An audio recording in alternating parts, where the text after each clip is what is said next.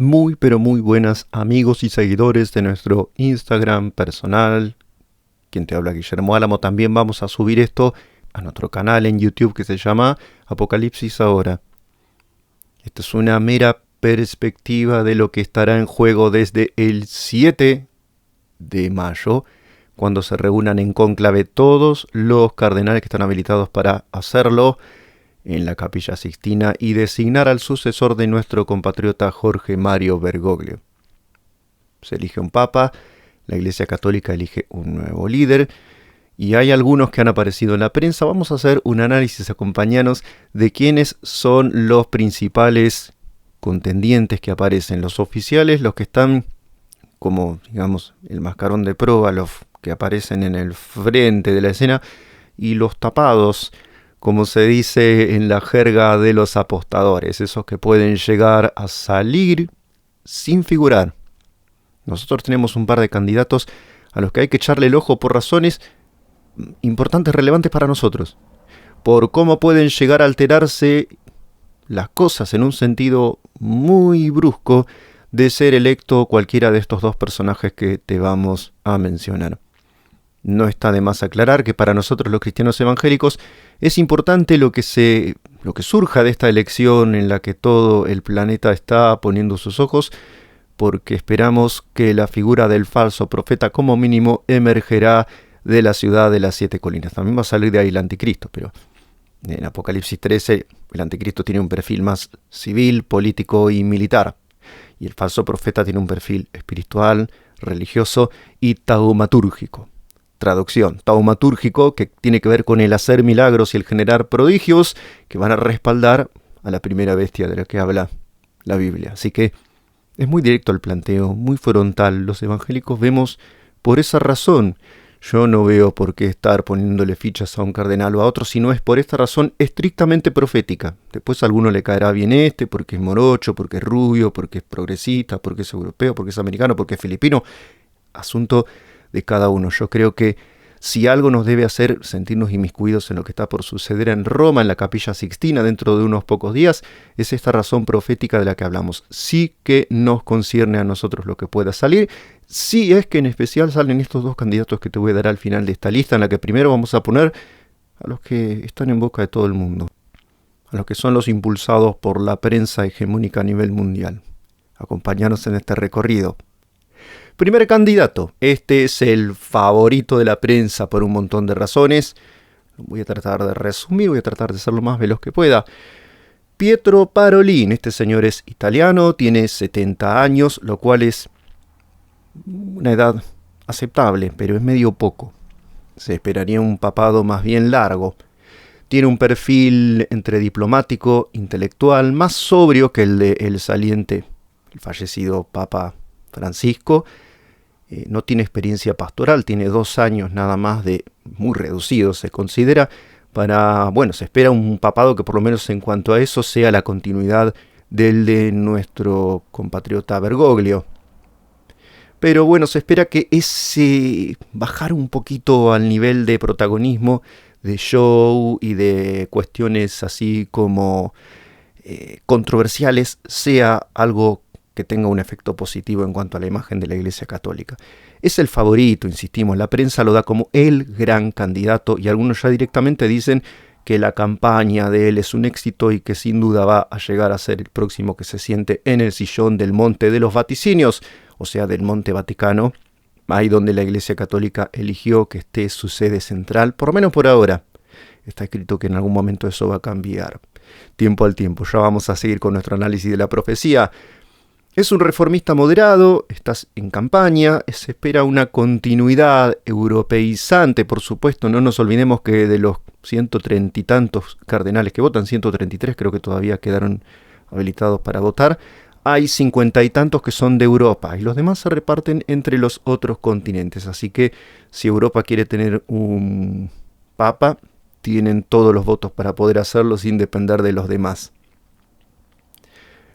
Segundo candidato, este se llama Pier Battista Pizzaballa. Tiene un nombre medio llamativo, suena como levemente italianizante, ¿no? Tiene una relación cercana con los medios, es carismático, es comunicador, se considera que es más bien un candidato conservador.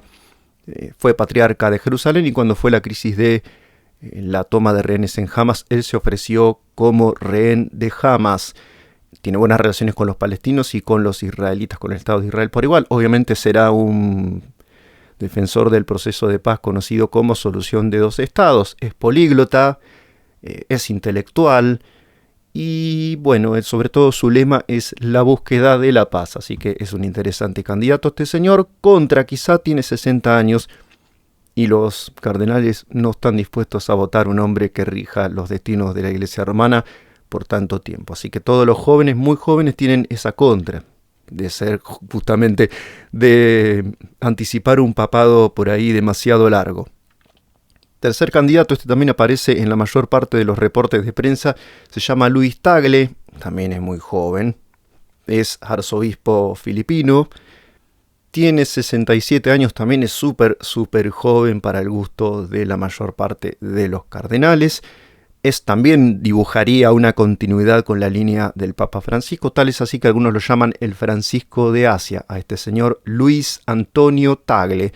Tiene orígenes entre gente que fundaron la colonia española en Filipinas y también algunos antecedentes de origen oriental chino. Así que hay de todo en la sangre de este Luis Tagle. Tiene mucha postura progresista, en especial desde lo social y desde lo político. Así que también a los medios les parece que sería una continuidad bien pura y dura con el papado de Bergoglio, sobre todo en la parte de la corrección política.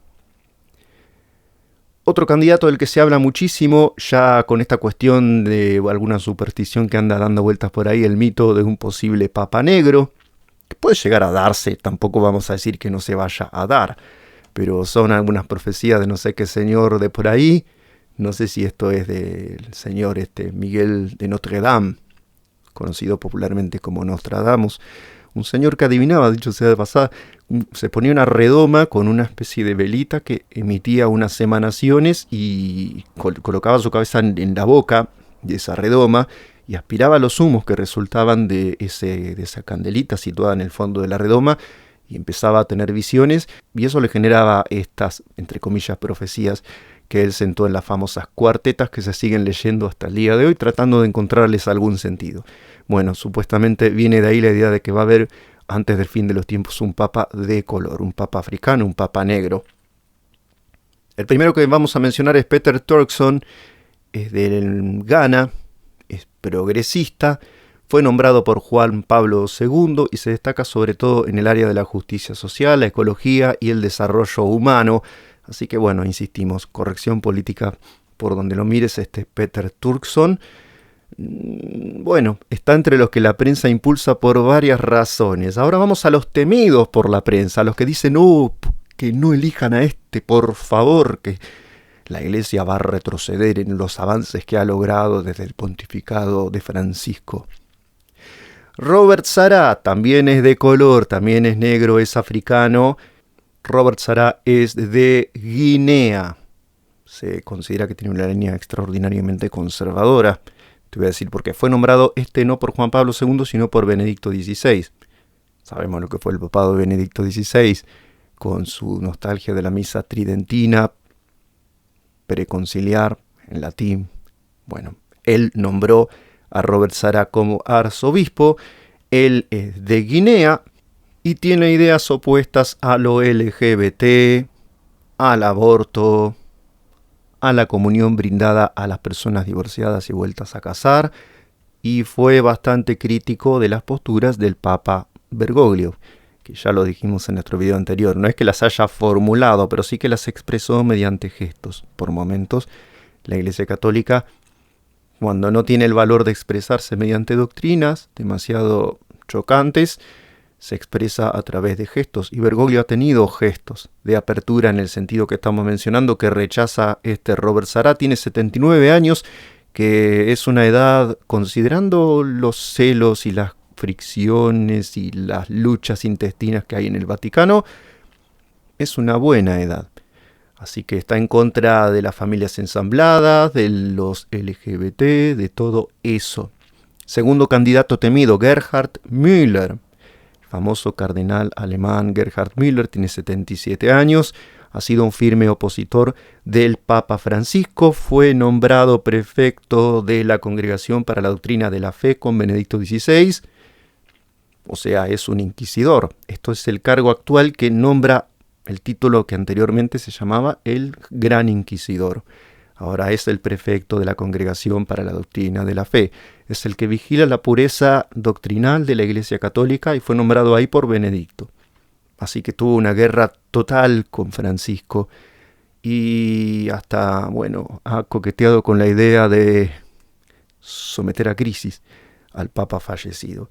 Es seguramente el que encabeza el sector conservador del cónclave que ahora está por reunirse. Otro más que está entre los, no digo temidos, digo aborrecidos por la mayor parte de la prensa es un tal Peter Erdő. Es sumamente improbable que gente así salga electa en una futura elección papal, ¿no? Tiene 72 años, lo cual es una edad. Está en el límite de lo aceptable, aunque todavía sigue siendo tirando a joven. Ya fue candidato en las elecciones anteriores, quiero contarle a los que por ahí no son tan seguidores de las cuestiones vaticanas. Se lo considera hoy día como un conservador abierto a posibles reformas. Acá en el mismo diario Clarín lo llama un camaleón. Es conservador, está cerca del presidente Orbán. Los que siguen la política europea y de Hungría en especial saben de lo que estamos hablando, pero consideran que quizá tienda puentes de diálogo con formas de ser que no comulgan con la doctrina más ortodoxa de la Iglesia Católica. Goza de la aceptación de la comunidad europea, así que está, digamos, dentro de lo ultraconservador, dentro de lo que algunos pueden considerar como quizá no tan mala noticia su posible elección como papa. Y ahora vamos a los que nosotros advertimos desde este espacio que pueden llegar a ser electos porque tienen un perfil sumamente peligroso. Acá los progresistas van a abrir bien los oídos porque son los dos candidatos más radicales en cuanto a las reformas que pueden llevar a cabo. El primero de ellos se llama Reinhard Marx. Es más bien joven, tiene 71 años. Insistimos, todo esto son medidas relativas. Para jugar al fútbol seguramente no es joven, pero para ser papa, por las medidas que tienen ellos y por esto que te contaba recién de las intrigas y de los celos de un posible papado de 25 años de duración, que es un extremo demasiado grande. Bueno, este cardenal, arzobispo de Múnich, presentó su renuncia cuando se vio envuelto por los escándalos debidos a abusos en la iglesia del sur de Alemania. En el sur de Alemania sabemos que está concentrada la población católica probablemente más influyente del mundo, junto con alguna parte de los Estados Unidos. Y su renuncia fue rechazada por Francisco. Así que siguió a cargo, está en la línea más frontalmente reformista de la Iglesia Católica e insistimos que presentó su renuncia y Bergoglio se la rechazó. O sea, insistimos en el tema de los gestos que es tan importante. Este hombre dijo que le daría la comunión a una persona homosexual. Dice, consideraría si se aman. Yo le daría la bendición a todos aquellos que se aman, sin importarme su género. No nos queremos centrar solamente en un grupo. Simplemente yo vería las circunstancias. Esto se llama en ética y en filosofía la ética de las circunstancias, ¿no? Tiene que ver con pensar una ética situacional. A ver, ¿qué te pasa? ¿Por qué hiciste eso? ¿Cuál era tu situación en el momento en el que tomaste tal decisión? Y en este caso adoptaste tal identidad.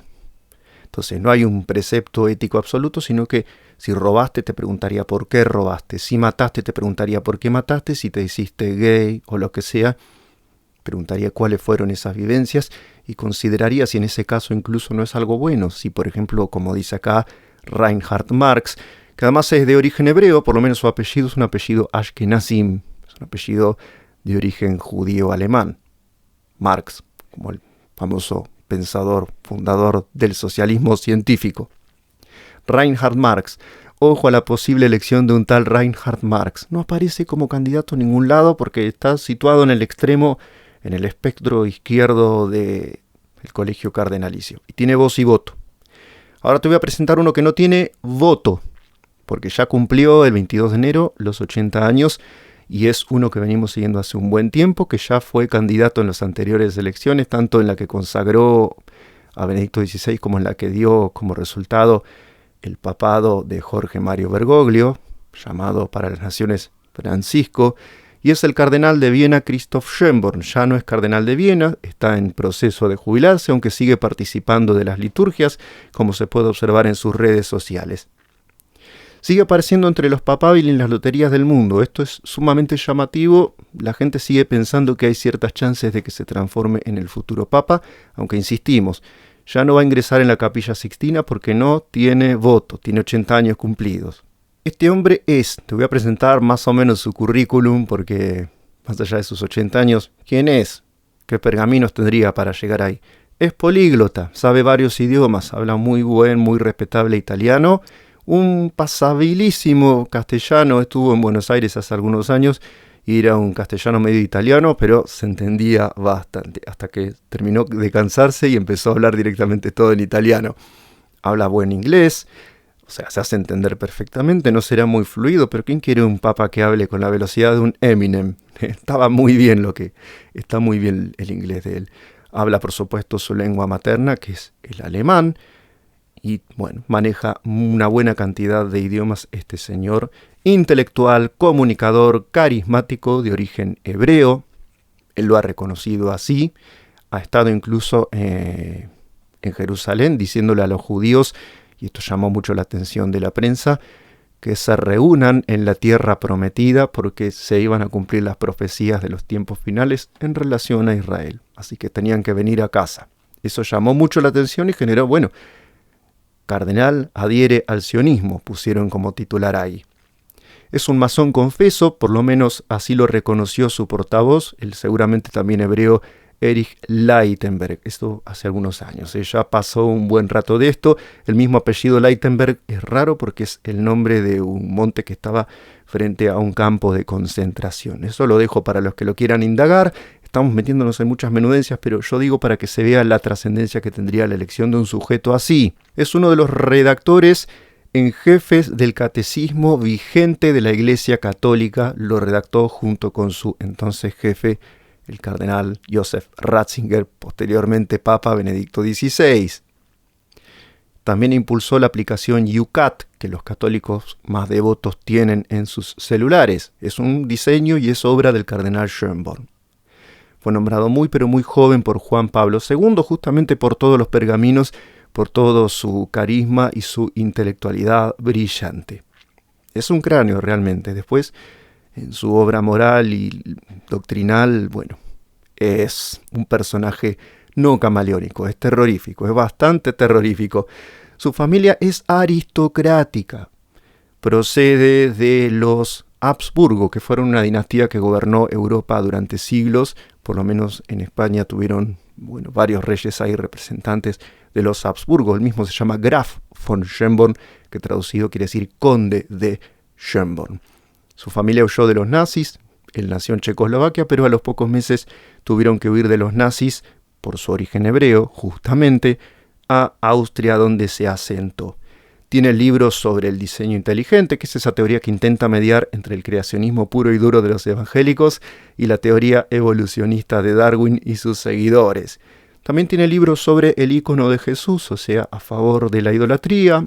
Ha tenido una visita muy polémica en el santuario de Medjugorje, no sé cómo se pronuncia esto en el idioma original, pero es una zona que es en litigio entre Oriente y Occidente, así que es una zona peliaguda. Hay Islam, hay cristianismo oriental, en fin, sacó muchas ampollas su visita y su convalidación de las visiones que habían aparecido supuestamente en esa zona de la Virgen María.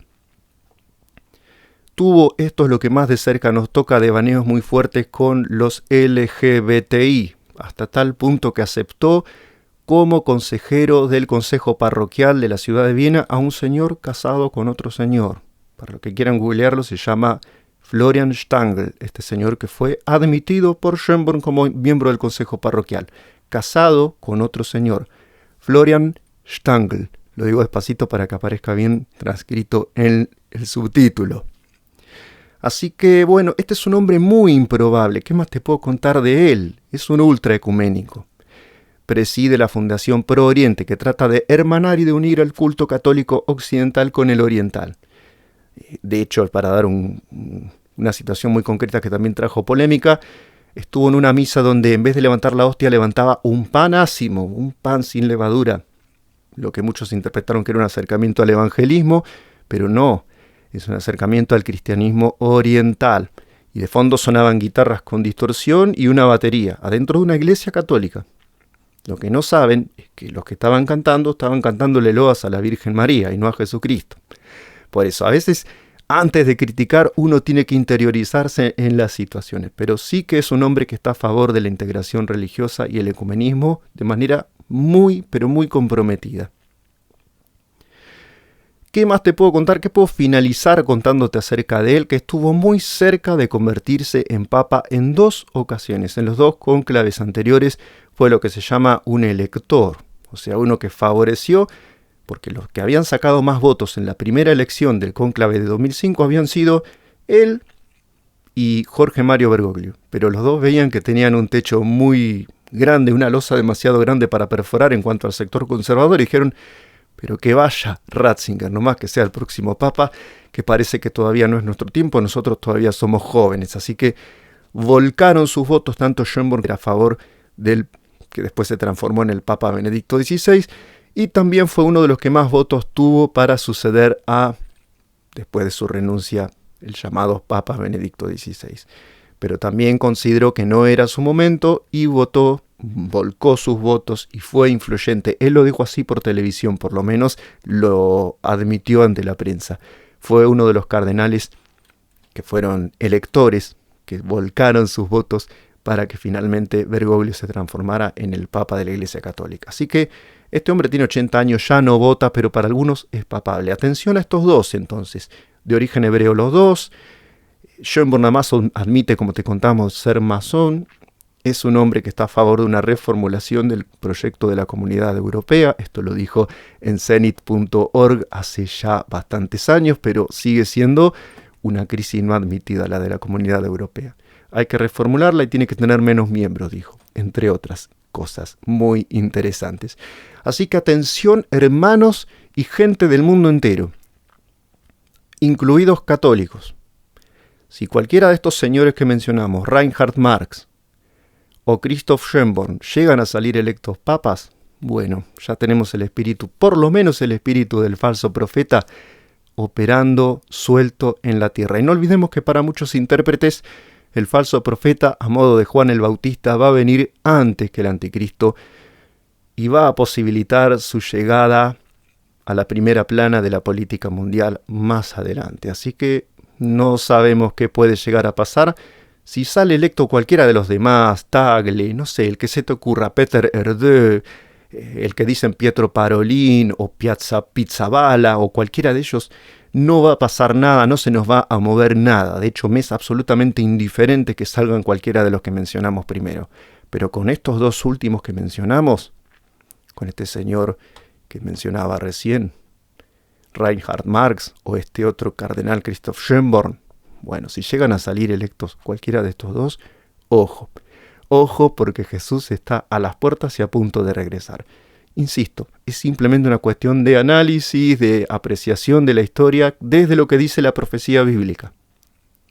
Después vamos a ver si sucede algo de lo que estamos diciendo. Si no sucede nada, bueno, seguiremos en la nuestra como siempre, sin mirar para los costados y sin prestar atención a lo que suceda en Roma, porque si no sucede esto que te acabo de decir, va a ser irrelevante quién salga electo, si es morocho, si es rubio, si es conservador, si no es conservador. A mí, por lo menos, me da exactamente lo mismo que elijan a un Peter Erdő o a un Luis Tagle o a un Pietro Parolin. Creo que no le cambia la vida absolutamente a nadie. Nos vemos y vamos a seguir nuestro análisis de la escritura bíblica para que tengamos ojos aptos para entender el tiempo que se nos viene. Yo creo que estamos a las puertas de una aceleración de los tiempos proféticos. Pero vamos a ver si también en cuanto a esto de la elección del futuro Papa de Roma. Bendiciones.